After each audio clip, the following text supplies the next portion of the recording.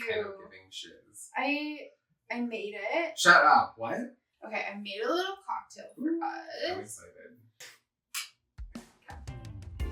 Even if you're unfinished, you're still worth listening to. It's time for Unfinished Pieces.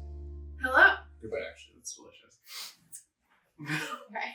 My guest today is Mitchell. Mitchell is a sewist, designer, and recently made his drag debut as Carmondie.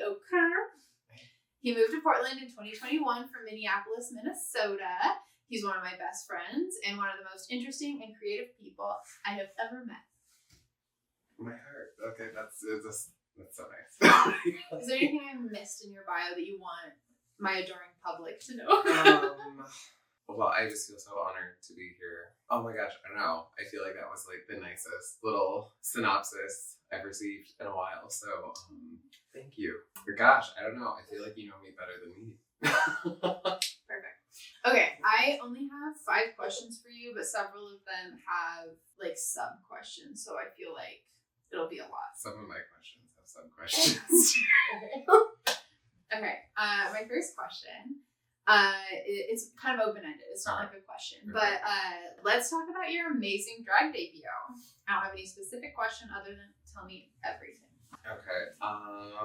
First of all, it was really scary, but really fun. Yeah. Like I grew up doing theater. I always had like a little bit of stage fright, but I feel like that's like, if you've ever done theater, if you don't have like a little bit of that, like, it's like, are you really gonna do a good job? But it's like part of why you do it. I don't know. It's like adrenaline thrill, or something. Yeah. For me, it was, I don't know, less about the being on stage part and more just kind of like crossing the finish line of actualizing a dream that has been there for a long, long time. Yeah. And so I remember when I freshly turned 21, I worked at this big, huge gay bar in Minneapolis, fresh out of the closet, like launched right into it. And I was just running around with my shirt off, with giant buckets of ice, getting people drinks, whatever. And I remember on my break, I would go back and hang out in the dressing room with all the drag queens, because there was a drag show there that had like a regular cast and the whole thing. And I just always thought it was so cool and glamorous, and it's just people dressing up and having fun, and the audience, just people came from all over to see the show and just be happy and have a fun, crazy night. And so I was like, oh, that's really cool. Maybe I'll try it one day. And here we are like 10 years later. Yeah. And I finally was like, you know what? Let's do it. Thank you. And the outfit was not everything that I had hoped and planned for Your it to body be. was tea, though. But I know that I will have to, but I never want to make another set of drag pants ever. It took so long, but it was so worth it. I'm really proud of the corset that I made to kind of like top off that hourglass figure. I don't know, it was just a really fun, exciting process. It wasn't the most glamorous drag, but I can say that like I did it myself. I learned how to do the makeup. I made the pads. I made the outfit. And you know what? It wasn't perfect, but I did it. And it was so much fun. So perfect. Now I'm kind of just in competition with myself. Like, what can I do better next time? Love it. Okay, how do you feel your gender expression impacts and informs your creativity? Because I know we've had conversations about like the fluidity of gender, and I was recently listening to like a sewing podcast, and they had a tailor on the podcast, and they were talking about how like they don't really like how gendered a lot of like sewing and sewing patterns tend to be, when like they got really into sewing as like a way of breaking out of that gender norm, but then they have to like shove themselves back in it whenever they want to start looking for like sewing patterns. You know what I mean? Yeah, I feel like that's a really interesting question, and I would say for me, how gender identity kind of incorporates or informs my creativity is I feel like, oh gosh, this is a really good question. Thank you. So I'm gonna rewind, and we'll start with kind of like how I got into specifically like fashion and sewing and that kind of stuff. It's like growing up, rural, small town, Midwest. Fortunately, in a blue state, but still in kind of like red-ish community. So, no, grew up in Minnesota and was very fortunate that the school system there had really strong arts programs and like there was value placed on that by the community. And so there was a lot of creative outlets for me growing up that I feel like maybe people in a similar size town wouldn't have had. Yeah. Through community theater, I got into, costume, and even though it was just at that point like pulling pieces from the costume closet to build what the character was wearing, that part of the storytelling was always really exciting to me.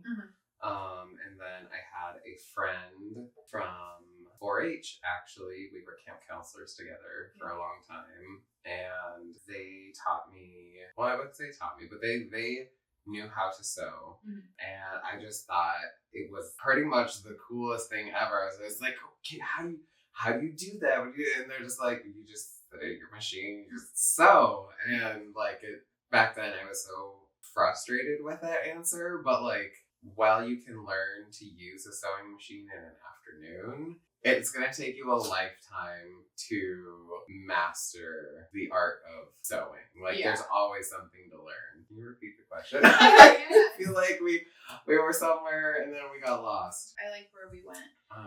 It was, how do you feel your gender expression impacts and inform your creativity? Okay.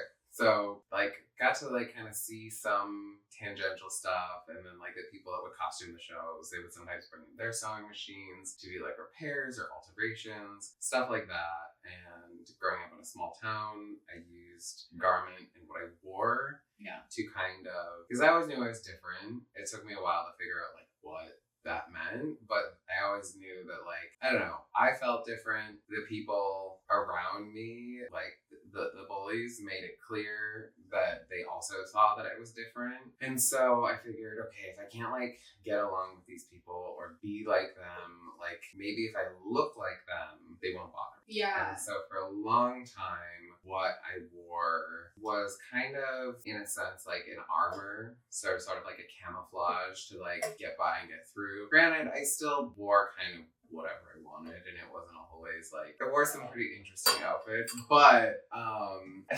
did the best that I could to express myself through, I think color was always really important to me, but through the silhouette of garments that I was supposed to wear, like a polo shirt, a sweatshirt, pants, or these kind of shoes. Yeah, like you were able to like make the uniform, but whenever I've worked at like a really, like a job that has like not necessarily a uniform but a really strict dress code. I worked in finance for like 8 months. You'd have like these guidelines that would be like, you have to wear, shoes have to be like leather or like a business silhouette, but that's really vague. Business and silhouette. like so many of the men who worked in the building with me, they wore, I don't know how to explain these, I don't know what the brand is, I'm sure you've seen them. They look like dress shoes on the top, but they very clearly have an athletic sole. I think they're uglier than sin. Hot takes, throw these away. I'm sure they're comfortable, but my God, are they ugly. And like, I was wearing heels every day. And that was like pretty expected. Like, I mean, no one is going to yell at you for wearing flats, but like flats are also uncomfortable. And I started realizing that like by any definition, my Jordans, they were made of leather. They had the same soles as like those ugly shoes. And like I kept getting frustrated because it was like I knew I couldn't wear Jordans. I understood the spirit of the law. But like by any definition, like I think you would have a really hard time defining a men's leather shoe that doesn't include some of like the nicer sneakers I have. I'm not saying all sneakers, I'm not saying running shoes. But like in the way that like all squares are rectangles. Yeah. Not all rectangles. And it's like, squares. I know they're not. I'm not an idiot. Or like cowboy boots. I feel like that closed-toed leather. Got a little heel.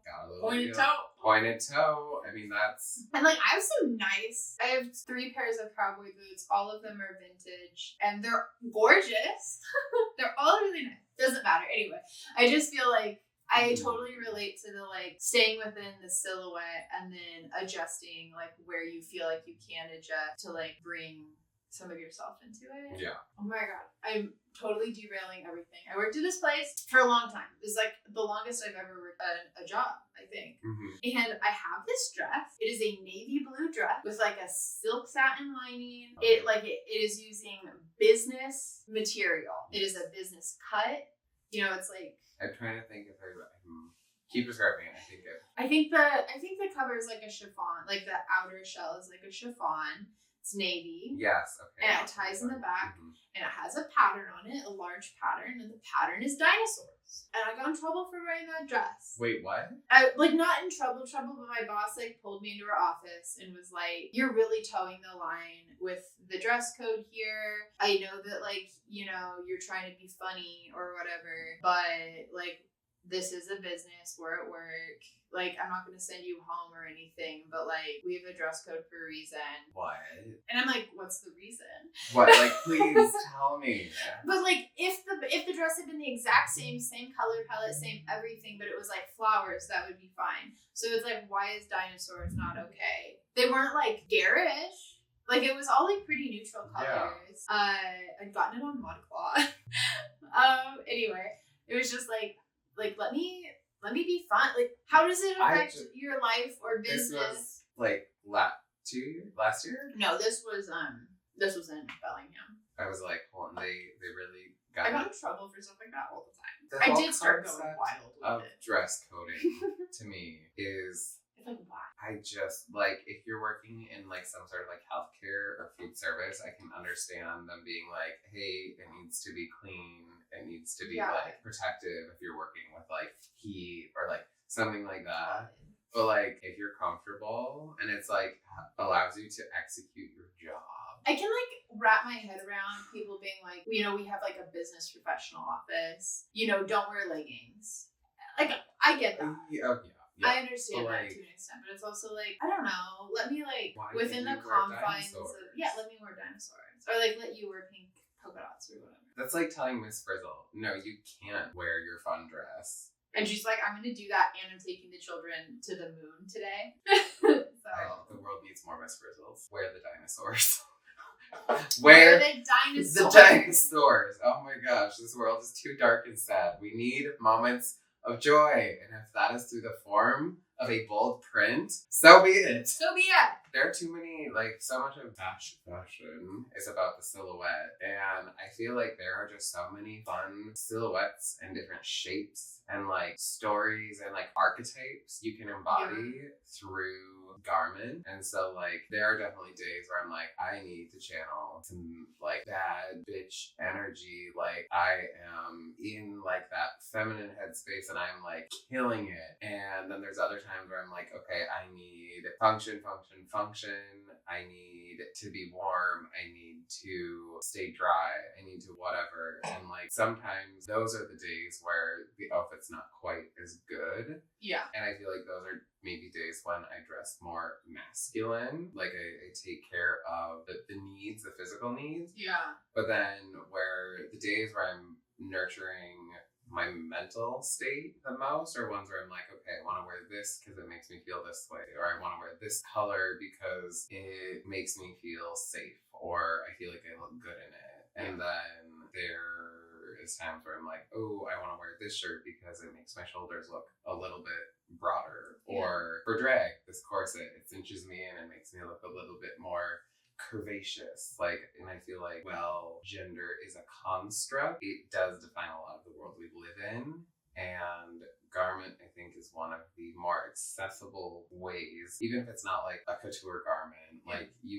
If you can find a piece of clothing that helps you resonate with how masculine or feminine or non-gendered you're feeling on a particular day, and you feel confident wearing it, I feel being creative with your gender, giving yourself the opportunity to celebrate it through how you adorn yourself that day. Sometimes if you just honor what you're feeling, lately I haven't really been wearing earrings much, but today I was I want to wear an earring, and so I put it in and I looked in the mirror and it made me smile. I like your earring. And I was I haven't worn that in a while, and I'm happy that I did. I I want to be better at accessorizing. Whenever I like see accessories at a store or something, like I'm always like, oh, that's so cute, but it never like really occurs to me to like buy or wear it. And I tend to like, I mean, for like a full year, I just like left the same earrings in, you know what I mean? Yeah, like, and I it's just like wore those earrings, and like I have like 3 necklaces that all look basically identical, and I just like I mean, like right now I'm wearing a smartwatch. I always like admire your accessories. I feel like you're always well accessorized. It never occurs to me to accessorize. I don't know. This is just a cheapo watch, but I thought it looked cool. It does look cool. My mom gave me this bracelet. This ring I found at, I think, an antique store. This was 2 sets of earrings from, I don't know, some store in one of those little packs. Yeah. And I just put the charms on the same one. And then glasses, I think, are another great way to accessorize. Yeah, you always have really cool glasses. But I also have the privilege of working in optical, and so I can get designer glasses. But like when people are like, oh, they're just from Zenny, I'm like, who cares where they're from? If they're cute and you like them, and they're helping you see, it doesn't matter. It's another accessory. It's supposed to be fun. Yeah. And so I don't know. I feel like your accessories. Your nails are an accessory. That's true. And they're always so cute. I do them myself now. Wait, what? You did those yourself? Yeah. They're like. They're not okay. They're not great, but like I've paid for shittier sets legitimately. So like and I can like whenever something happens to one of them, I can just like redo it, and it's not that big of a hassle. I've kind of been buying more fun purses that like look like things. Like I saw one that was like a milk carton or something. It looks like a turntable. Oh my god! Can I touch it? Yeah. Oh my god! I got it on Depop for like $20. I'm obsessed with it. And then I have one that kind of looks like a camera. And when I got it, I was like, oh my gosh, this looks exactly like a camera. But now that I have that one, this kind of looks like a camera too. Like it's giving camera. Like if you needed it to be a camera for something, it could also be a camera. And it's like nice and big. Yeah, I feel like that. I've been liking fun purses recently. I don't know. You know how like you have this like version of yourself in your head is like, oh, this is like the vibe I want to go for. Yeah, and like, I always want to be a smoothie girl. I'm not. Girl? Okay. But like, I always want to be a smoothie girl. Pretty sure I just like always wanted to be Arthur Spiderwick. Like from the kids' books. I haven't read those in so long. Like where he's just like out in nature, like drawing art and studying things and making stuff, and like my bag is just like the leather, like kind of like old fashioned messenger bag. Yeah. Kind of like I have the round glasses, the watch. I feel like I just dress like an old man. I feel like the image I have of myself, I feel like a super femme girl. Like I'm a girly girl. I like pink. I like glitter. But I feel like on a daily basis, I wear almost the exact same thing every day. Yeah. And it's like a very boxy, slightly cropped top. And then like either these jeans, of which I have 3 identical pairs, or like black leggings, of which I have like 5 identical pairs. And like sometimes I have like my mom calls them my fancy pants, like wide leg pants. I don't know, but for sewing, when I sew, I tend to sew like those really femme, gowns. Where I mean, like honestly, I don't get a ton of wear out of them, but like I think it allows me to like express the version of myself that isn't constrained by the constraints of daily life. I don't have to think about like how annoying it is to wear heels. You know what like it's like you.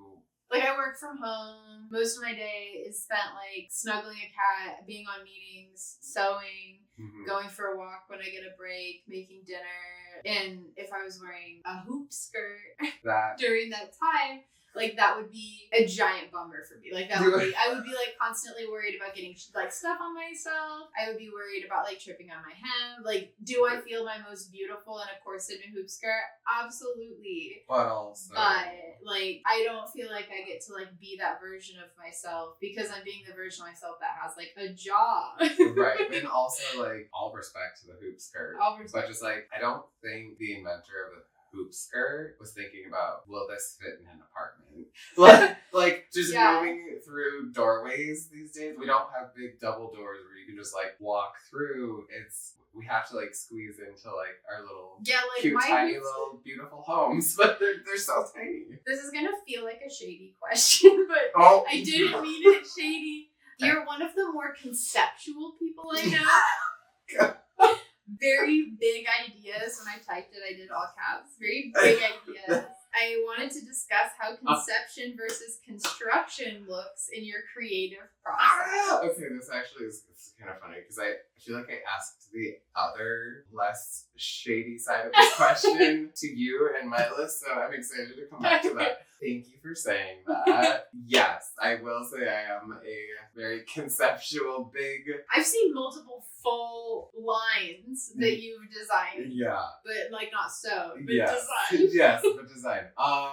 For a lot of neurodiverse people, the planning a project can sometimes be as exciting and fulfilling as actually like doing a project. Sure. It's like the planning part, and I feel like I don't want to call it a trap. I feel like I got stuck in that loop for a while, but once you have so many ideas, like the only way past that is to actually start doing something. Like you can collect ideas, whatever, but if you never like implement them and like bring them into the world, they're just ideas, and then it's like, what's the point? And I feel like since meeting you, actually, I have, granted still not as many as I would like, I had all these ideas for a long time, collected ideas, but then I feel like when things started to change is when I like got my first machine. And it wasn't like I went out and like looked for one. It just kind of like, you were like at a thrift store. At a thrift store, and I saw it, and my friend who knew I was like watching fashion shows, so I was like, you should get it. And I was like, okay, I kind of like hot about it, went home. Granted, this thrift store was like 3 blocks from my old apartment. Yeah. And so I was like, okay, whatever. And then I went back the next day and like, is that sewing machine still here? And they're like, yeah, it's over there. And so I bought it and I brought it home. It sat on a shelf for a while. But then like over the next several years, I kind of like tried stuff out and tried to do a few projects. After I moved to Portland, I was like, I think this is really what I want to do. And so I took some classes, learning the what, why, and how. Like, you do things this way, or you use this function on your machine to do this, or stuff like that. It was really, I feel like, what kickstarted my like creative brain, because once I knew like the how to do something, I was like, I can actually do this. Yeah. With that said, I feel like I have a pretty big knowledge base when it comes to sewing theory. Yeah. But when it comes to the actual practice, I would say I'm still a very junior sewer when it comes to hours behind the machine. Whereas you've been like driving a sewing machine professionally for like years. Yeah. I would say I am like maybe like I've had my license for like a year. A week. Like she's fresh off that permit. Yeah.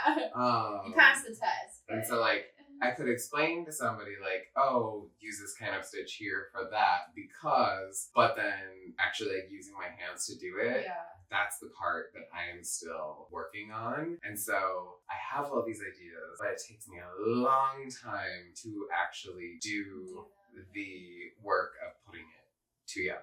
And so for me right now, I am trying to execute my big ideas, but celebrate the wins of finishing a project or putting the pieces together. And I feel like everything that I make, it's always, this is my new favorite thing that I've made. Yeah. And stuff, because I feel like with everything, I mean, there's always a mistake. There's always, you have to pick a theme or do something. Oh, everything I've ever made looks like shit if you look at it really closely. Even stuff where I'm like... But no one's gonna know. Yeah, it's like...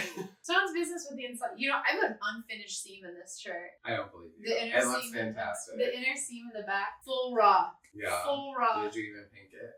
No. Okay, full that raw. Can you believe it? You're watching this channel and she didn't even finish her seam. Are you crazy? I didn't even try. But she looks like $1 million, you know what? 5/8 inch just pressed open. You don't even know if we're telling the truth right now. I feel like learning how to use your tools is, learning how to use your tools is always helpful. Like, but, of course it is. Yeah. But I feel like watching you sew, you're very proficient at like the physicality. Like it's like second nature. You don't have to like, you just like, your hands know where to hold the fabric. And it seems from my point of view. I think I started without a huge interest in fashion. Mm-hmm. I don't know that that's really true. I was really interested in vintage fashion. I was like raised by an older mom. and like my gran was really important in my life, and I had like a bit of fascination with like the era of like their childhood, like when they were my age. Like what was my mom? What did my mom wear when she was my age? What did my gran wear when she was my age? Which would have been the 40s, 50s, and then like the 60s, 70s. That's really cool. So I learned how to sew on like some vintage like reproduction patterns from that era. But like my gran and my mom taught me to sew together, and they chose what projects. I mean, like obviously I could like express interest in a project, but like they had like kind of veto power. So I learned on like easy projects from the 50s. Yeah. My sewing knowledge started making like a really basic dress and like learning how to like mark darts. And my gran was really fastidious about, I mean, she came from an era where like if you were poor you made your clothes, and the shittiness of your clothes was like a direct reflection of like almost morals, like how wasteful you were. Like if you were gonna spend the money for fabric and like then waste your time on creating like a subpar garment, to her who grew up poor, the money for that fabric could have gone to any number of things. If you were going to waste the money that you spent on that fabric and the precious time you spent putting that garment together and create something that looked like shit, that was like almost a moral failing. You owed it to yourself and to your family to like do it well. Yeah, and so like, I mean, I'm so much more lackadaisical about how I sew now. But I mean, I feel like if you're sewing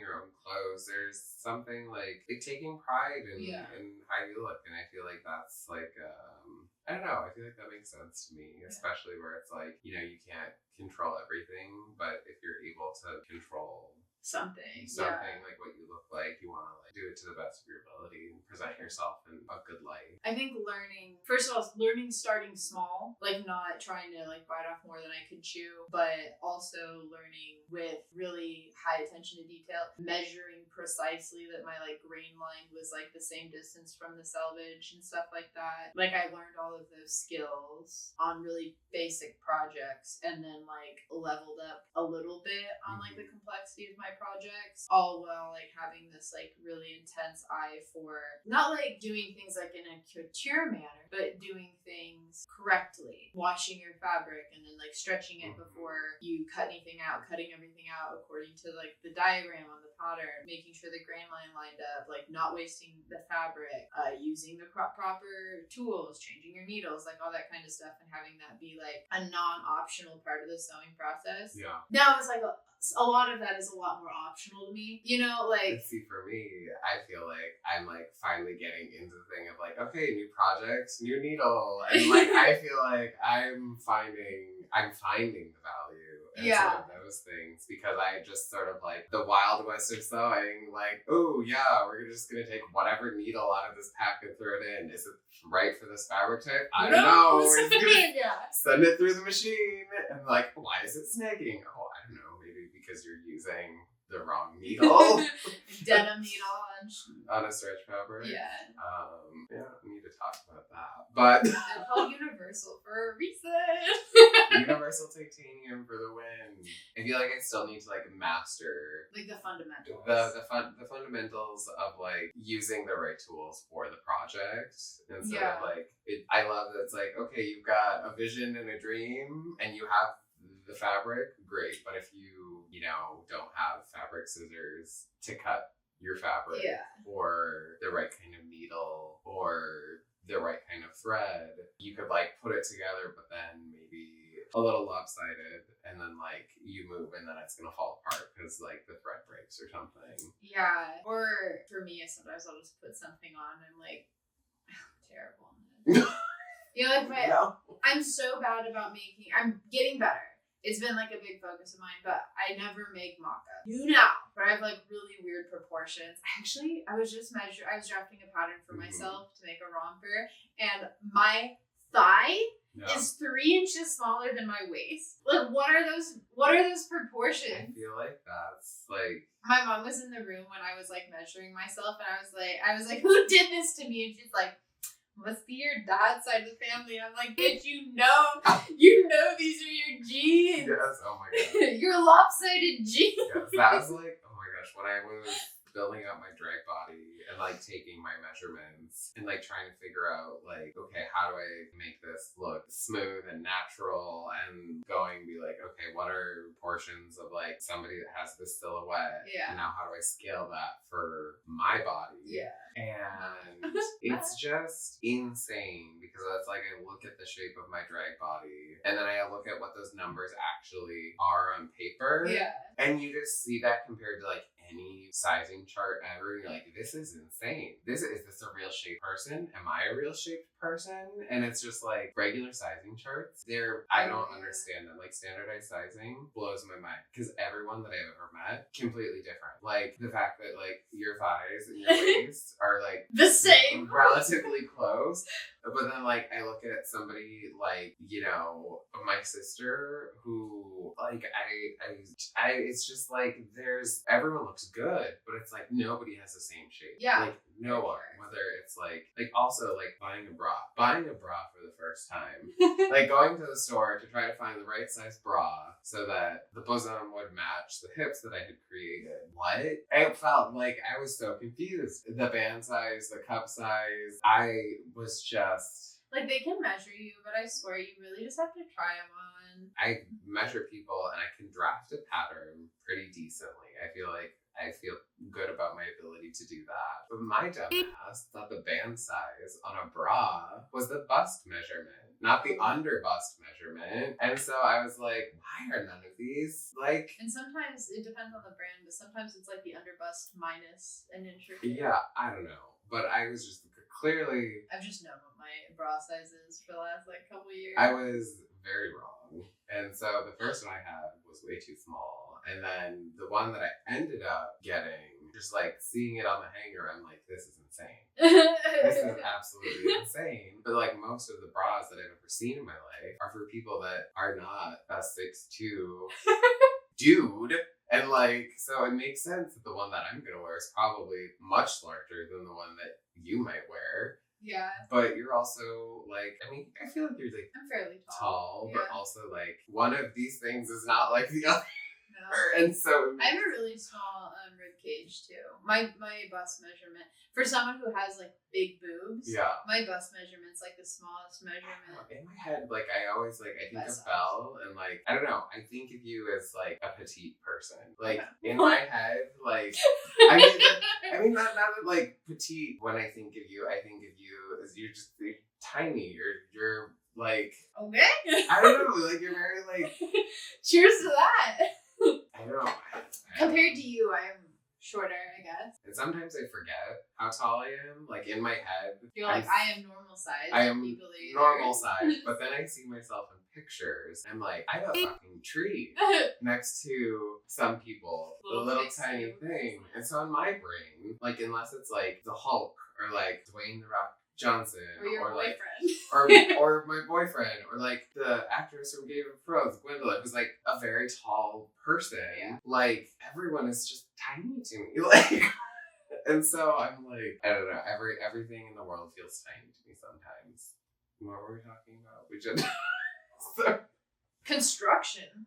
Well, I've always had pretty bad body issues. Mm-hmm. I hit my current height in 6th grade. Okay. So I was a monster. And so everyone always thought I was quite a bit older than I was when I was younger. Also, I was a super early bloomer, so I got like hips and like boobs and stuff. And I ice skated. I started ice skating in 3rd grade, which was like not unlike ballet, like really focused on like your lines and stuff like that. You want to be like really strong, but like pretty compact. I mean, there was like a year where I pretty much didn't eat solid food. Like, oh gosh, I'm like, I don't think these exist anymore, but there were these like drinks called Fuse, F-U-Z-E. They weren't like energy drinks. Yeah, they were like fruit. They weren't like quite a smoothie, but they were like more than a flavored water. I have a visceral reaction to them now because that was like most of my food for like a full year while I was like trying to. Anyway, I've had like pretty bad body issues because like I'm kind of a pudgier person naturally. Body image is such a fucked up thing in our world. But I do feel that sewing helps with it a lot. It like gives you like power. It's really rare that I just like pick a size of a pattern and sew that size. I grade between sizes pretty often. Oh yeah. Or draft my own thing. I'm really pretty disconnected from like what the numbers are because they're already so different from what sizes are anyway. Exactly. I think like at my smallest I was still like an 8 or a 10 on a sewing pad, and like they differ pretty wildly from pattern to pattern, so you have to like go by your measurements anyway. I feel like it feels less of a value judgment. Yeah. I feel so much less connected to that, like the numbers game or like the chasing the size 2 or whatever. Also, you can make garments that cater to your body insecurities. I grew up LDS, but when I was growing up, not wearing like sleeves, like short sleeves were fine, but like even cap sleeves were like kind of pushing it. My dad came to see me ice skate exactly one time, and I was wearing a dress that didn't have sleeves, and he left. What? Yeah, he didn't watch it Because of your sleeves? Yeah. Or yeah, because it was not sleeve. What? black with sleeves. Growing up, I've had this like pretty intense shame around like not having sleeves, and while I'm not like I don't like subscribe to that belief system or something, that was like I feel really uncomfortable when I'm not wearing sleeves. Like if it gets really hot or something, you're kind of just gonna like do it. I just like it makes me feel really exposed. I just feel like really uncomfy. I don't like it. So I prefer to have sleeves. And I can just put sleeves on anything if I'm sewing. Yeah. It's like you don't have to like look for the dress that you like that also has sleeves. I can just make a dress that has sleeves. Yeah. And I feel like that's and like my hips are really wide, so like finding things that are like is really hard. It's either like really loose up here and fits on my hips or vice versa. But I'm sewing. I just make the top and the bottom different sizes. And that's the thing. It's really not that hard to make clothes that fit correctly. Like, it's going to take the same amount of seams to sew up a pair of jeans that's a size 2 that it is to sew up a pair of jeans. Also doesn't take up that much more fabric. Really. Like, genuinely. And so it's like being able to just like make it whatever size you need. And like a well-fitted garment on any size is going to look way better than poorly fitted garment on that same person. And also like if somebody really is worried about the silhouette or the number, it doesn't matter. Like if you're a size 10, a size 20, a size 2, like if it doesn't fit you, it's gonna look bad. And I can just call it a size 2.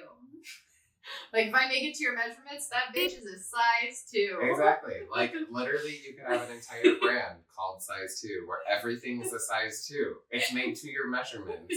You're welcome. You did. Literally you're done. It's just a number on a tag. It could say A. It could say Hufflepuff. Literally though, it could be like, oh, this top is 3 phones wide.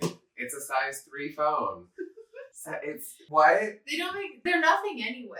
Like the sizes, they don't. I mean, I feel like some of men's sizes correspond to like with waist measurements or something, but like women's don't. Yeah, but like also with like how most modern pants, especially like in the men's department, they're not designed or cut to sit at your true waist, and the waist measurement is your true waist. But like, so you go to the men's department at a Levi's store and be like, oh hey, I need a size 34 low-rise boot-cut jean. Lay that shit out. That waistband is not 34 inches. This part is 34 inches, but when you're wearing it like 5 inches lower, girl, it's not gonna be 34 inches. For me, it's like a 15-inch difference.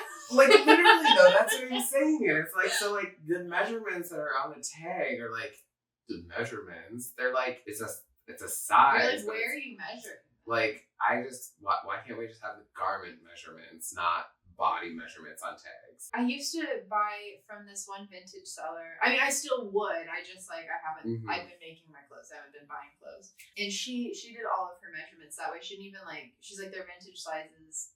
I just like measure and that was like a really nice way to shop, and I bought a lot of stuff from her. I'll put her Instagram up. Yeah, she was great. Actually, that's where I got a lot of my Pendleton skirts that I wear. This is my last question. Did you watch my diatribe about talent? That's not the question. It's not. I have watched the first section of it, but I have not gotten to finish watching it. I wanted to hear your thoughts on the concept of talent, how it impacts your life, your creativity, your drive to create whatever, like what's your relationship with like the word and concept of talent? The word and concept of talent. I don't know. I feel like anyone who has any sort of special interest that they have like fostered, whether it's from like when they were a kid with like a hobby or something, like I feel like the word talent, like you're so talented, gets thrown around a lot. Yeah. And as a kid, someone would say, "Oh, you're so talented about whatever you were doing." And like I always took it as a compliment, but then like as I got older, and I think it was a discussion that I had with one of my aunts, but it was sort of like oftentimes people will say you're so talented, being genuine and kind and nice, but that's what they default to saying when you've done something that they find that is impressive, but they truly have no idea the amount of work that it took to do that. It's like, oh, you're so talented. Like, I feel like when people say that, it mean it's like, oh, it's just so effortless. So you just like don't even think about it. And it's like, no, actually, this is the only thing I've thought about for the last 12 years. Like genuinely, like, oh, you're so talented. You made that shirt. And you're like, no, I cried, and it like took me like a long time, or like the course that I was working on, and I had to like, I took a measurement wrong and I had to completely redraft my pattern, and then like stayed up till all hours of the night and like started my makeup 3 hours late because I wanted to finish my corset, and I was like, fuck the rest of the outfit, like this is the piece that I want to finish and be proud of. And then I told somebody like, oh yeah, I made it. And they're like, oh, you're so talented. You know how to sew. And I'm like, you can just like see yourself from 4 hours ago, like sobbing. Right. And I'm like, in that moment, I'm like, thank you. Because like, I am proud of it. And I am going to like, and like, you could just accept it as like, here's a compliment. I gave you a compliment. Yes. But also I feel like I would love if somebody said like, oh wow, that's like a really well crafted garment, or that fits you so well. Like, give me a specific compliment like that. Like if you tell me, you must have worked so hard on that. Yes. Or like, so that's like when you tell me like something that I've made like looks nice, I'm like, not that it means more, but like it does mean more because I know that you understand what running out of bobbin thread looks like, or what it means that like the free pattern that you found that you're really excited about, but clearly nobody pattern tested it because, or it was just AI, because the things, the lengths don't match up, or like you accidentally sew the fabric the wrong way together, or like something, like you get it. You've been there in the trenches. But you know what, Belle? You're so talented. You're so talented. Like you I just woke up one day with the innate ability to pattern match. Like you don't look over there with a pile of fabric. What you learned a skill, you learned a trade. You're like, oh no, it's just sewing. It's just sewing. I had the exact same thoughts. Where I just like went a step further with it, where I was like, also I think it's like a cop out. Where people are like, oh, like I'm just not talented at that, and it's like, or you're just lazy. I'm sorry. You know, I don't believe in that word either. I think everyone should know how to sew. Yes, I agree. There's a lot of things I think everyone should know how to do, and I think that most of those things that people don't know how to do, they have been devalued as feminine hobbies. If people are like, oh, I don't even know how to cook. It's like, you don't know how to take care of yourself? Like, okay, I'm sure you can figure it out. And you look at the rest of the world. Like, sewing is, I was just watching this little, like, mini documentary, and it's like, the rest of the world over, sewing is, like, one of the main jobs. Somebody sewed this, somebody sewed Oh my gosh, I think I saw a clip of that. Yeah, and it's like, you benefit from the fruits of other people's labor, get to be so disconnected from that, like, process that it seems like cute and niche to like know how to do this trade, as opposed to like you should have an idea of what it takes to make the things that you engage with in a day. I like maybe not a television or something, but something as basic as like a garment. And it's like, it's just a meal. I'm trying to think of like other things.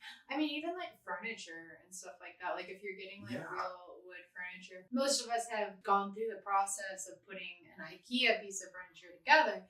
So you're like kind of aware of what it takes to make something like that. Yeah. And I feel like if clothing came to you in a similar fashion, where like you had to do some of the assembly in order to get it for like the Shein prices. Shein prices. Oh my god. Yeah. Oh my god, nothing grinds my gears more than those hauls. Oh my god. I saw this haul video yesterday of this woman on like one of those walking treadmills. Like, and oh my god, it was so specific. It was like black and white dresses for summer 2025 from, I think it was Timo. And she was like showing off like, you know, she was like strutting on this like little treadmill, showing all these different dresses. And when I stopped watching, the video wasn't over and she'd already gotten like 7. And like, you have 7 semi-formal black and white dresses for summer of 2025. Like, bitch, what? What life are you living? Like, what? The life that she's living is she just got them for this video. Like, okay, well, also, like, one, what life are you living? Like, if that's your, like, they were all like $5 dresses. I mean, but they, to make the dress, it would have cost like... But like, the intention of these like dresses was like semi-formal, like to like wear them to like a nice event, right? I mean, they weren't like gowns, but they were definitely like, I mean, I guess if you live somewhere that isn't Portland, Oregon, maybe like that would be a wear to brunch dress. But still, like, I mean, it was like they were like dresses that would like dress up a little bit. Yeah, like dress. No, they weren't like casual dresses. They were like dress dresses. Like then the question is like, if they're only spending $5 on these dresses, one, do they actually like look good enough to like the standard of where someone would want to dress up for the kind of event they would want to wear them? And 2, they were made by slaves. If they are to that caliber of, okay, this is a nice garment that you're gonna want to wear to a presumably nicer place or event or gathering, just the material cost alone, let alone the expertise, the labor, the shipping, like actual slaves, children often. I have this like this mental image, and I thought about doing it as like a skit. But every time I see one of those where they're like, look at this dress I got off of Shein for $6, like, it's so great. I always have this mental image of like Scarlett O'Hara, you know, her barbecue dress, going, look at what I made my slaves make me. Like, it hardly cost me a thing. The labor was free. Like, I have this like such vivid image of her like sitting like, well, I won't think about that today.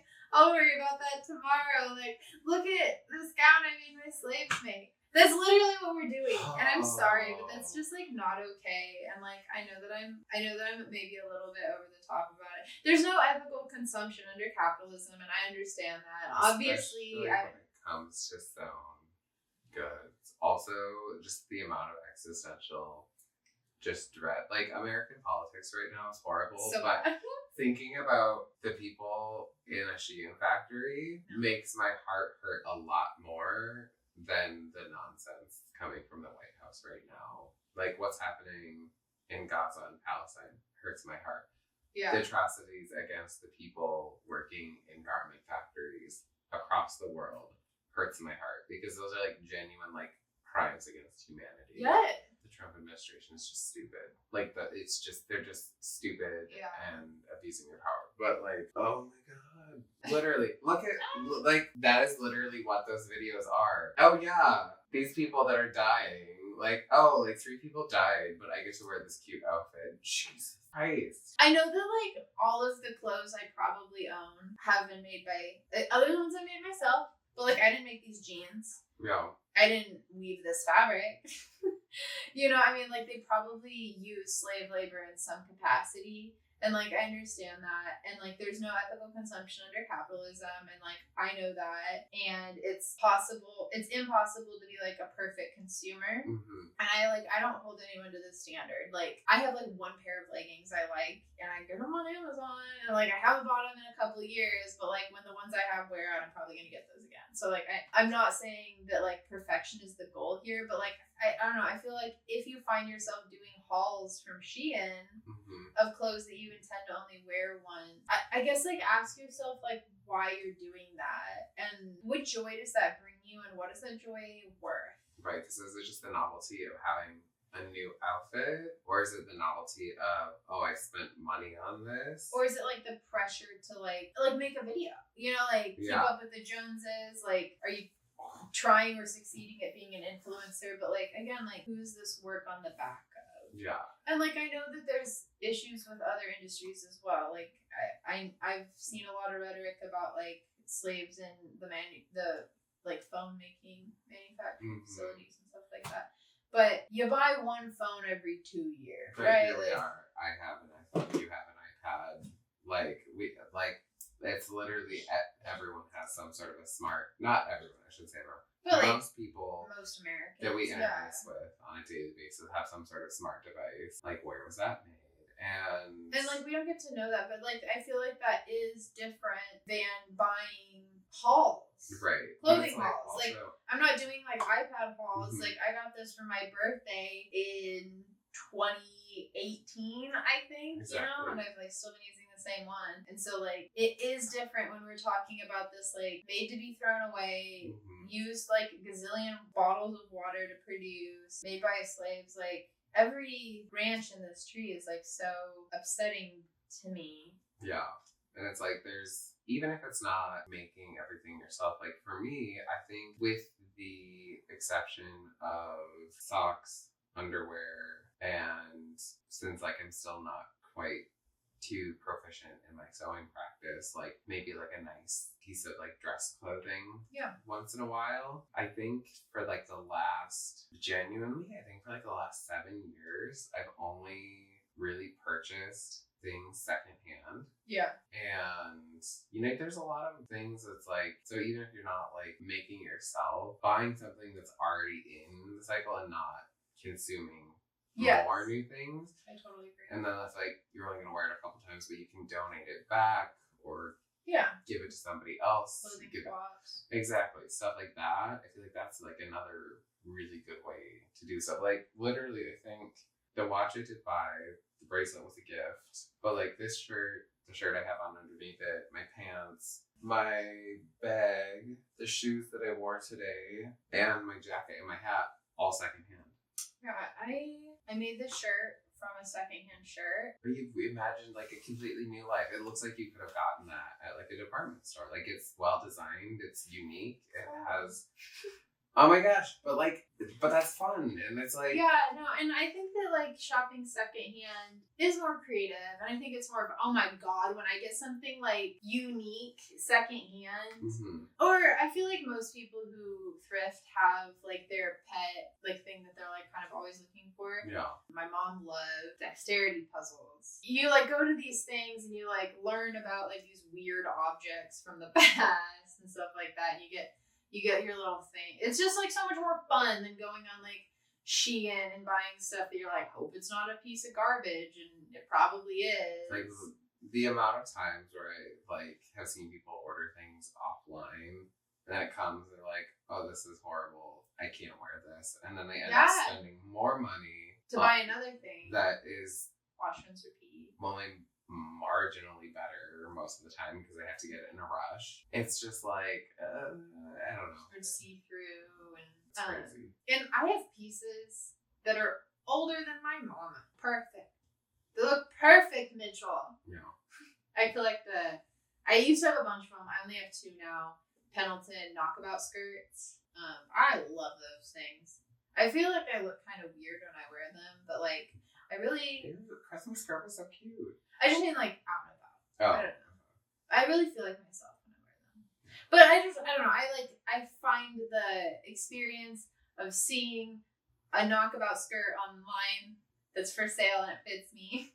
That experience is like nowhere near finding a that'll do dress on Amazon or Shein or whatever. I never feel stoked. And I never have. I have been a Shein haul bitch in the past. That I have been that nightmare. It's been a long time ago. But hey. But I was. You learned and you grew, and now. I'll be straight up. I still have 2 of the things that I bought during that time that were like totally fine. But again, I still have those garments and I still wear them regularly. Right. Yeah. And like, I think that that's the distinction that I'm trying to make. I'm not saying like you can't buy cheap shit and that like used clothing is cheap. But if you're gonna buy.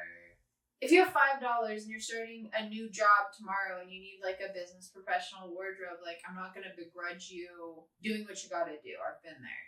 Yeah. Or like you gain a lot of weight. I gained a lot of weight and I started a job, and I had to buy a whole wardrobe for this new job because they wouldn't let me wear my dinosaur dress. I had Where no the money. dinosaurs? And you know, I did a whole Shein haul, and I felt like a sultan when the whole pile of clothing came. All fell apart first time I washed it, except for one blazer and this one shirt I have. But That's insane. do better. Have more fun. Like, let the soft animal of your body experience real joy and like revel in the delight of a quirky, weird garment that smells odd. Go look at stuff. Bring joy into your life. This smells odd part for me. I mean, but they do. I've been making this romper out of bed sheets, and like when I brought them home, it was like, they don't smell bad. They smell like someone else's house. And it's weird to smell someone else's house in your house. Mm-hmm. Obviously, I wash them. They smell fine. Yeah. Your life can be more fun if you stop buying consumerist, mediocre nonsense that doesn't fit you and it looks bad. Usually you can make something. Like once you have the skill side, because there have been projects that I have tried to execute, and I get about halfway, and I'm like, in theory, this would have been great. But this project outpaces my skill set. Or it's like the amount of times I've been like, I should have done a mock-up and not gone right into my fashion fabric. That's a story of my life. I have this story.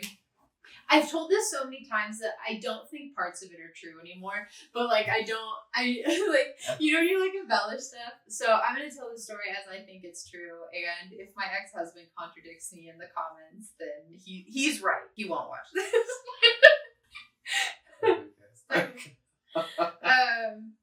Okay, Pendleton Woolen Mills had this wool felt moto jacket. Okay. It was like $400. It was beautiful. And I loved it. I was obsessed with it. I wanted it so badly. I didn't have $400 to throw around on a jacket. Still don't. Even if I had $400, I'm not buying a jacket. I remember I saved up for like a $68 jacket once at Zara. And like the only reason I got it was because it went on clearance. Yeah. I'm pretty sure it was like a size too small. Yeah. But it fit. I can put it on me. And like, I loved it so much. And I'm like, I look back at pictures and I'm like, it was fine. It's okay. It's okay. Anyway, I was like, I can make this. And if I can make it, I'm going to make it pink. So I got pink wool. I got all the notions. I got a sewing pattern, Simplicity sewing pattern. Maybe McCall's, whatever. One of those. One of the big four. In the little packet. No. Wool's expensive, wool coating. So like I spent like $70 on fabric, which at the time was a lot for me. Yeah. Not like $70 on fabric for I made like $22 an hour. Yeah. So I spent like half a day's wages on just the fabric. Well, probably more because like after taxes. Yeah. I had been sewing. I graduated college. I took some sewing classes in college. I wasn't that skilled. It had been a long time since I'd sewn garments. Mm-hmm. I had a sewing machine. I maybe made a couple things with it, but not like a fully lined moto jacket with like the zipper pockets and stuff. Anyway, so I was trying to figure out how to do a welt pocket. The hack videos make it look so easy. They didn't say it was called a welt pocket. Oh, they just... Otherwise, I would Google it. It like gave instructions on how to do a welt pocket, but it didn't include cutting. It actually didn't include that much. It was like attach pocket at circles, turn and sew. And I was like, I don't know what this means. And I was like, at the time we had a tall kitchen table, and my ex-husband at the time, he was like, I think he was tying flies. He was really into fly fishing. He was like watching TV and like tying flies, and I was like over here on the table. It's like such a butch man thing. I just love. I to this day think it's like the most admirable quality. I mean, like, I would love if I knew it. That is a very that's an art form. No, he was really good at. He spent a lot of time researching it, and Like, I have quite a bit of knowledge about it now, and I think it's so admirable. I think it's like the pinnacle of manliness, and I think it's like really interesting. It's crafty. It's so crafty, and I could go on for that forever. But anyway, he's like quietly doing his own thing that requires like concentration, and I am sobbing. I am standing at this table holding the tissue paper pattern and like, you know, the instruction sheet that's like this long. Yes. And CVS receipt ain't got nothing on that instruction packet. And like my $70 wool that's been all cut out, and I don't understand how this is happening. And I had just gotten done putting the arm together, and I could get it up to like here. The arm wasn't even like going. It was nowhere near arm shape or size. I don't know. Now what I think I did wrong is there was probably a second panel to the arm, and it was probably called something. You know what I mean? Not like underarm panel. Like it was probably called something, and I didn't. And it was like, sew the sleeves together, something like that. And I was like, it doesn't fit. And so I'm just holding these various pieces of like hot pink felt, silently sobbing. Oh no! I don't even know what to Google. I don't know why it's not working. Well, and I feel, I feel like when you don't know what you don't know where to go, and it's so easy to like jump into a project you're excited about, and then realize you're like, I don't know what to do. And like I think I'd already called my gran to try and like ask her what to do, but like I didn't know what was wrong. I was like, and the sleeve doesn't fit at all. And the seams do line up for the armhole. And it says to sew and turn, and I don't know what that means. I know what sew means. I know what turn means, but you just fold in the cheese. Yeah. It was like, it's said to match circles. There are so many circles. And like I'd gotten off the phone and I was still just like, and like my sweet ex-husband just like put his stuff down, he stood up and he took my whole bundle of fabric and said, we're done with this. And he just threw it away. Like in the trash? He was like, it's not worth it. I've just been sobbing for like 2 days, like, oh no. I don't know what it means. I'm an idiot. I'm not good at anything. I'm sorry. It's not like I have been there where you're just so beaten down by a project. Am I stupid? Have I always been stupid? Yeah, and it's now I could make that jacket, no problem. Probably, I don't know, because I've never done welt pockets with a zipper. But now I love welt pockets. I do welt pockets all the time. In fact, they're like one of my favorite ways to do pockets. I feel like, oh my god, that is. You just have to draw it on the outside. And there you go. But it's like you don't know that, and you don't even, and it doesn't even tell you that this is the welt pocket. Circles, cut. Didn't say cut. I know it didn't say cut. That's how you know it's like either an old pattern or like it's like little things like that. It was like turned from the outside to the inside, and I'm like, but it was just assumed that whoever was following this pattern probably knew how to sew, knew how to work a machine, knew what a welt pocket was, because they didn't call it a welt pocket. Right. If they had said like follow instructions for turning a welt pocket, I would have been able to like Google it. But it was just like. But it was just like even there's like. Whether it's a new sewing pattern or an old sewing pattern, I feel like a lot of times you run into stuff where it's like the person who's writing this is assuming whoever's doing this has a base level of knowledge. But there's also, I think that really goes to like your point, you know, even though it might not have been your favorite thing when your mom and your gran had you start on like easier projects. Oh yeah. There is something to be said for just starting on easier project, because it's like, you know, if you have one pattern piece that's convex and one that's concave, and you go to try to sew that together, and you've never even sewn two straight edges together, you're gonna be like, what the fuck? And it's not gonna look good. It's not gonna feel good. I don't have the talent. I'm not talented enough to do this. Mm-hmm. It just doesn't work for me.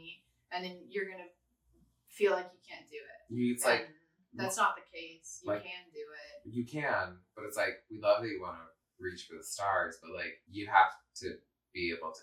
Yeah. You can't reach for something smaller than the star. You can't run if you can't even like stand, or like you can't even you can't judge a fish on its ability to climb a tree. For sure. And it's like, if you're just a little fish, don't try to like be Tarzan.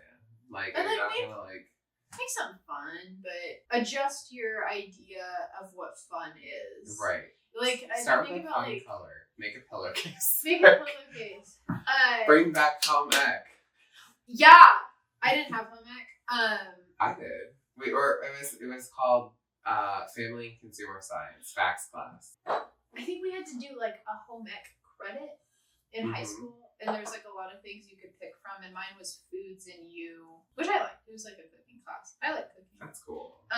But I wish general home ec was standardized. Okay, so I now have some questions for you. Okay. My first question, but genuinely, from a friend to a friend, like, I feel like we've both been like busy with our respective things lately. I haven't seen a ton of each other, but like, genuinely, how are you? Like, how are you? Good. Yay. No, I've been doing really well. I went through a breakup, but I really haven't. I think I went through all of the hard feelings of the breakup while the relationship was falling apart. Like, and so the process of being broken up hasn't really felt hard for me. Like, I kept kind of waiting for a fallout emotionally, and it really hasn't come. It's been, I don't know, 2 months now. Yeah. Like that. My life has just been so peaceful. I've like had the time to indulge my hobbies, and my mom moved in with me until she kind of gets on her feet, and that's actually been really fun.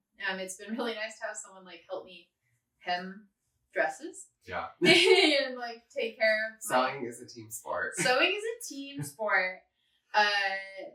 Yeah, it's been like totally fine. I've like reconnected with some like old friends, which has been surprising and fun. Also, I started going to these, there's a local recording studio for like musicians. Ooh. And they've been having like these creative open houses for like producers and like vocalists, like rappers mostly. It's like kind of R&B focused. And I've been going as a photographer. I've been photographing these studio sessions. It's been so fun. Yeah. It's just been like so creatively fulfilling to be around all these like interesting different types of people. I didn't go last week because I was in Seattle, and I was kind of, I'm just like a nervous person. They hadn't like hit me up about one for this Friday, and they've kind of been at different times, so I didn't know if one was happening or like what time or anything. And today, not the main guy, but like one of the musicians was like, "Yo, are you busy on Friday at 7? Because I really want you to like come to the creative session." And I was like, my heart was so full. It was like so nice to be like wanted, you know, like, and it's been really fun to take like pictures of people in like a really chill setting. And I'm usually like kind of anxious in social situations, especially, you know, they're all like wearing baggy like street style, and they look like effortlessly like just cool, and I'm like big Peter Pan color. Okay, you know what I mean? I'm like, hello, my name is Belle, I'm a photographer. I'm like glitter, glitter, glitter. I mean, but that's the thing. But that's your street style. That's your like everyone's style is different, and like just because like big huge corporations and companies are like, oh, everything has to be cool. You have to have the latest drop or whatever. Like, I don't know. You turn up in like a repurposed everyone's been super nice. Thing. Like, hell yeah. Yeah, everyone's been so nice. It's been really ingratiating. I was like, you know, nervous about. I get really shy in like groups and stuff like that because I'm like, I don't know. I just get like stage fright, I guess. But no, like I was totally brought out of my shell within like the first like couple of minutes. It was really fun. This like one guy, the first time I was there, all night he'd kind of been posing like, I don't know, like just like random questions to the room at large. And one of them he was like, "Yo, what's the most whimsical thing you've done this week? And I was like, I went to a Venetian ball. And he was like, what? I was like, I have pictures. He's like, yeah, show me pictures. I was like, I will gladly show you pictures. And here's the dress. And here's the dress. I made it. And they're like, you made this? I'm like, okay, so I made the chemise, the corset, the petticoat, and the gown. And they were all like, wow. And they're like looking at it. And he's like, you're a whimsical ass bitch, aren't you? And I'm like, yeah. Yeah. And then like the next week when I came, I like walked in and he's like, yo, the whimsical ass bitch is here. And I was like so delighted. Because, okay, I have this ongoing thing in my life where no one ever remembers me. It's like, there's times I've met people like 5 times in a month, and then like the 6th time I meet, what? I'm so sorry. Can you remind me of your name? I did. Isabel. Oh, I'm sorry. What was that? Isabel. Is this Isabella? Sure. Oh, okay. It's, yeah, right, but it happens. It's so bad. Happens so often. I can't even tell you. All that to say, I feel like I've been doing really good lately. My life is like so peaceful and happy. Yeah. It's been really fun. That makes me. I'm happy for you. Thank you. Yeah. Snaps her bell. I remember doing that time. Thank you. We've met a time or two. Yes. Okay. My second question, which I guess we kind of touched on a little bit, but I want to like dig into it a little bit more. Kind of a multifaceted question. Tell me about your sewing practice. How would you describe it? What does it mean to you? Why do you do it? So like, sewing practice. I will say that I am the opposite of you when it comes to like design sensibilities. I'm a lot more analytical, I think, than creative. So I think you're so creative. I know what I mean by this, but I feel like I have a hard time explaining it. I feel like my creation, the things I create, come out of a really tangible need. Okay. And like that tangible need might not be like, I need clothes on my back or I will die cold in the street. But you know, it is informed out of like, I am going to this thing and I need to wear something for this thing. And my skills are thus far. Or like a lot of times, recently I've been learning a lot about natural fibers. And I actually have this book that if you're learning about natural fibers, because one thing that I've always wanted to like tangent, we'll come back. It's about creating natural dyes with oh my gosh, I just saw this whole thing about black fungus and like black beans, like natural dyes, anything, but like usually you can only use a natural dye and a natural fiber. Yeah. But we should develop that conversation more later. But as you're saying. So like, you know, I was like, okay, summer's coming up. I honestly don't have a lot of summer clothes. I'm a fall girly. So I like needed to make some stuff for summer. I wanted to use natural fibers, and I was like kind of thinking like, what do I like to wear? I had this like romper I really liked for a long time, and I was like, I wonder if I could like make something kind of like that. Doesn't seem that hard of a pattern. I mean, I don't have the pattern, but I have like 3 pictures of myself wearing it. Yeah. You know, I found the leg blocks from a different romper that I made and I like, so I made those and drafted a top, a bodice, which was actually really hard because it's like it's not very structured. But the one I had was made out of a stretchier material, and I made mine out of 100% cotton. I actually got these vintage Laura Ashley bed sheets. Ooh. I know.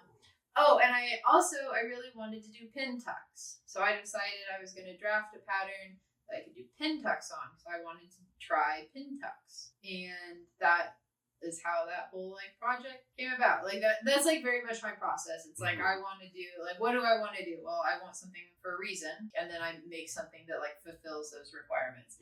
I really never dream outside of my specific requirements. Like my creativity is very constrained within. So you like set your brief first. Yeah. Like yeah. I mean like, and sometimes things get more crazy. Like I'm going to a Venetian ball just, and I want like casually.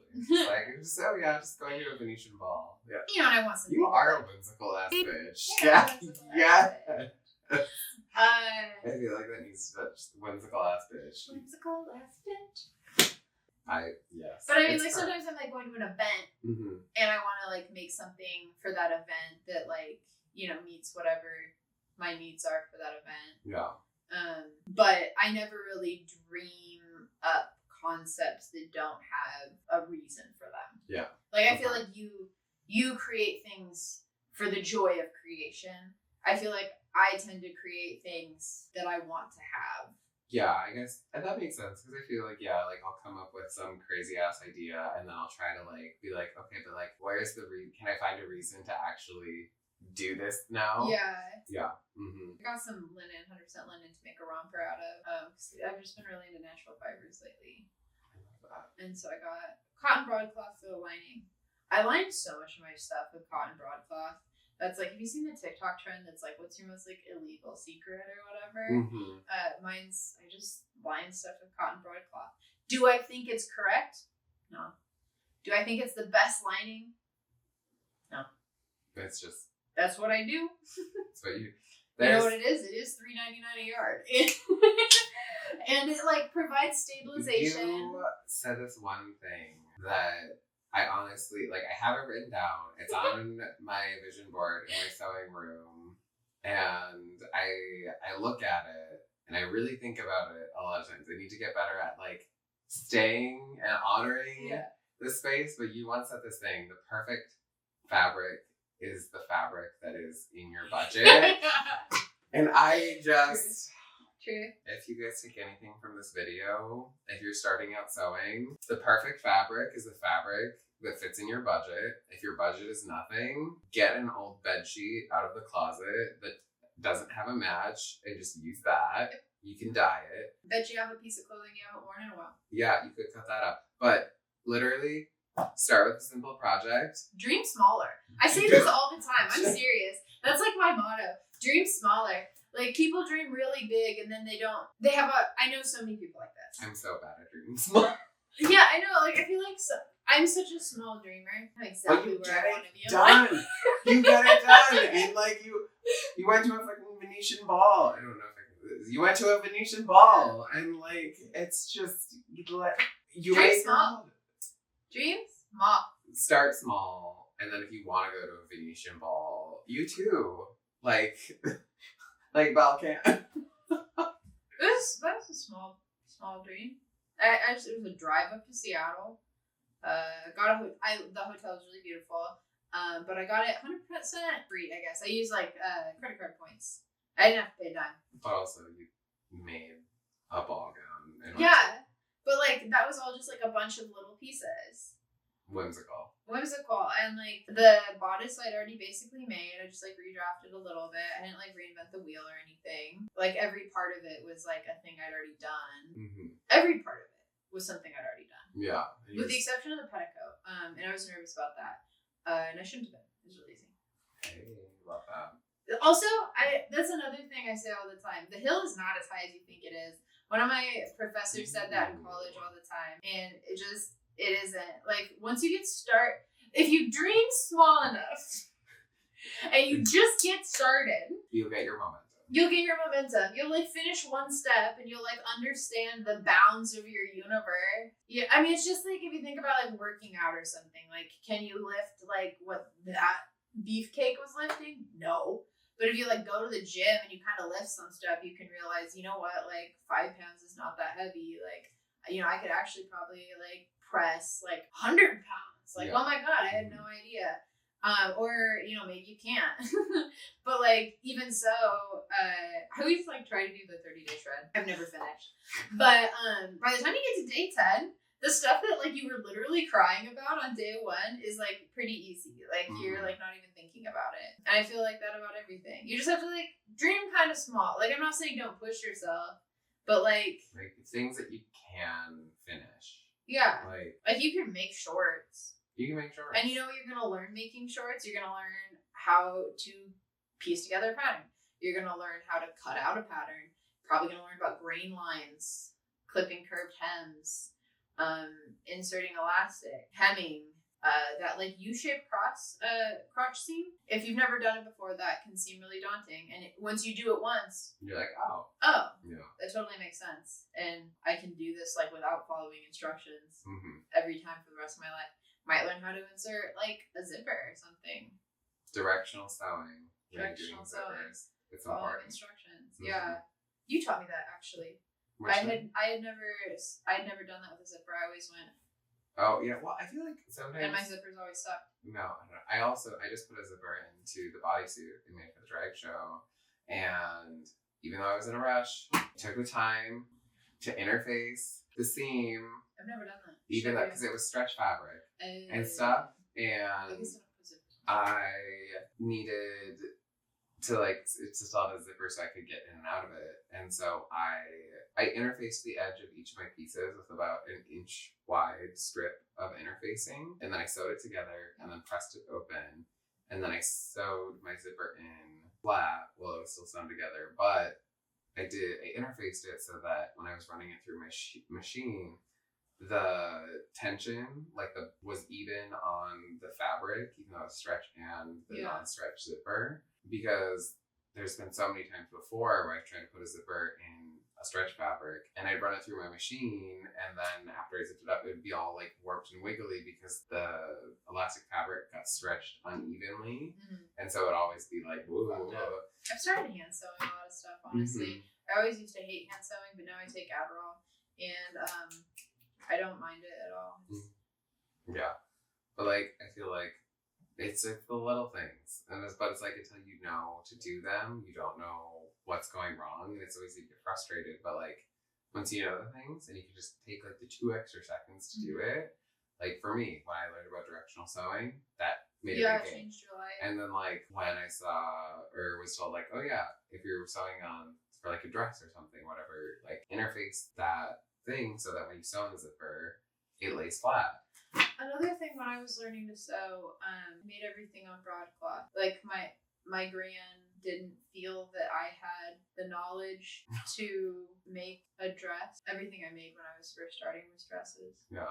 Using fashion fabric. Also, I will say at the time, I do think it was harder to find fashion fabric. Like, I don't think Joanne had. Yeah. Rest in peace. Probably had some, I know. Probably had some costume stuff, because I remember. Yeah. But I don't think it had, like poplin. Yeah. And so I just used quilter's cotton, which I recommend for a beginner sewist. Start with.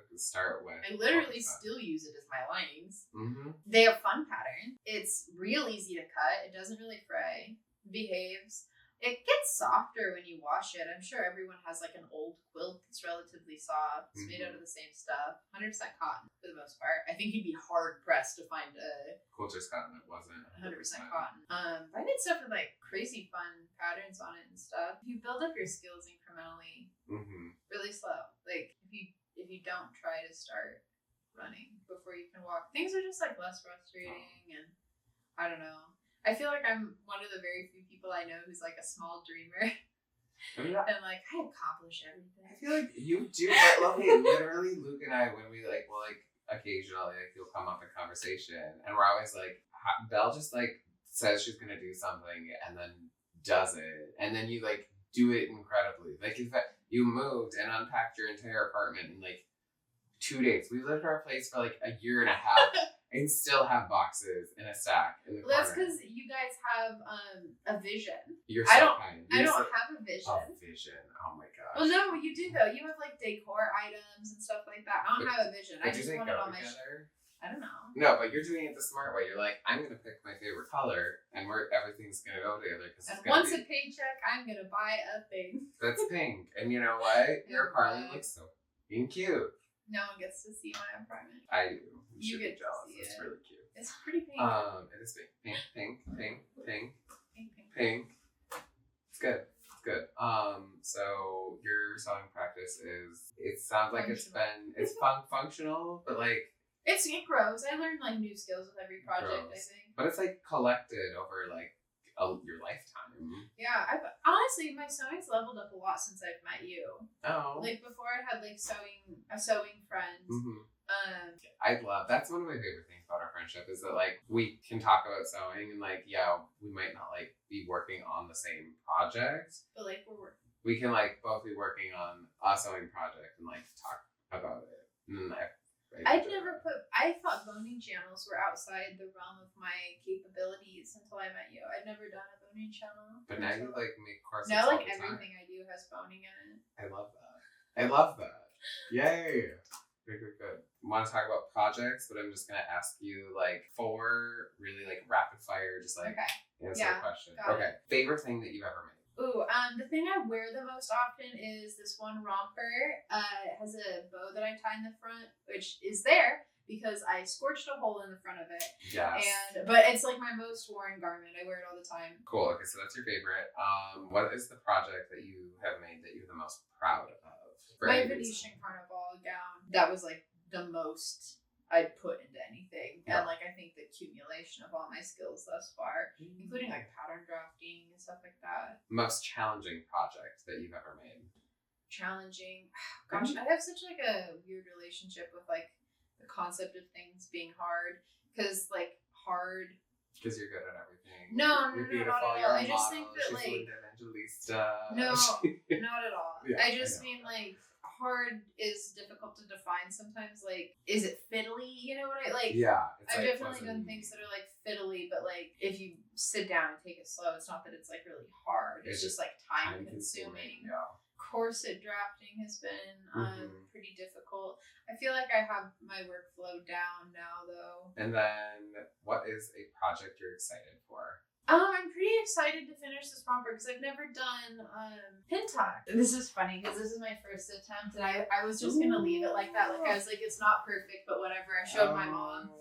I showed my mom and I was like, pin tucks. And she's like, oh, this is so good. It's a shame you're going to have to start over. And I was like, what do you mean? She's like, you're not going to leave it like this. They're so good though. No, they're not. I made them bigger. I was like, I should have made them bigger. They're really cute though. Yeah. Oh my gosh. I mean, maybe that's the hardest thing. Because it's new, it's hard to like learn something. Yeah. New. Honestly, the hardest part about that's the tension on my machine's been messed up, and so like every seam I sew is like a nightmare. I spent like all last night arguing with my machine, like, please. Oh wait, is this the sheet fabric? Yeah. It's so cute. Isn't it nice? Oh my gosh. Soft too, 100% cotton. I love that. I like the little print. That's super sweet. Anyway, I'm really excited about that. I'm almost done. I just have to. I was trying to finish it to wear. Yeah, and then I guess like the whole project question kind of wrapped up with like, and this is like genuinely because like as you touched on before, I dream really big. I'm a very conceptual, creative. How the fuck do you plan and execute your projects so at least seemingly efficiently? I only plan things which I feel I can execute in an efficient manner. Really checking in with like, okay, where you're at, the amount of time. Yeah, I'm pretty honest with myself throughout the process. I break everything I do down into its disparate pieces. Like for the Venetian Carnival, I had my chemise, I had my corset, I had my petticoat, and I had my gown. I don't plan things I don't think I can execute. I knew I didn't have that long to make the Venetian Carnival dress. I knew I was pushing it. So I started by doing the inner linings. I did the inner linings like together in one day. Those were the bone pieces. I knocked up the shimmies. So at that point, even if all else failed, I like had those pieces and like I could cobble something else together. Like I have other unfair pieces. Yeah. I could do something. Yeah. And then I broke the gown into different pieces. I finished the bodice. I put the skirt together and then I pleated it and then I attached it. Yeah, so really just making it into everything was disparate pieces and I knew how long each of those pieces was gonna take approximately. I always feel like things are gonna take less time than they do. But like really like getting started. Like breaking things into its disparate pieces and like just getting started. If I let myself like work something up in my mind for too long, then I won't start because it'll seem like this like daunting, like, oh my God, how am I going to make this whole gown? But like, I don't have to make a whole gown. You just have to make a part of it. I just have to make a part of it. And if you break stuff down into enough pieces, none of those pieces are really that hard. That's what I meant by like, it's hard for me to like say something's hard. It's not that things aren't, but it's just like if you break things into a small enough piece, it's doable. Thank you so much for coming and talking with me today. Yes, thank you for listening to my rambles. What is your biggest unfinished project? Oh gosh, me. No, no. That's a fair answer. I feel like my biggest unfinished project right now. I'm currently in the middle of a million projects, but I feel like the only project I'm in the middle of right now that is not complete is The outfit that I was going to wear to the Venetian Ball. Even if you're unfinished, you're still worth listening to.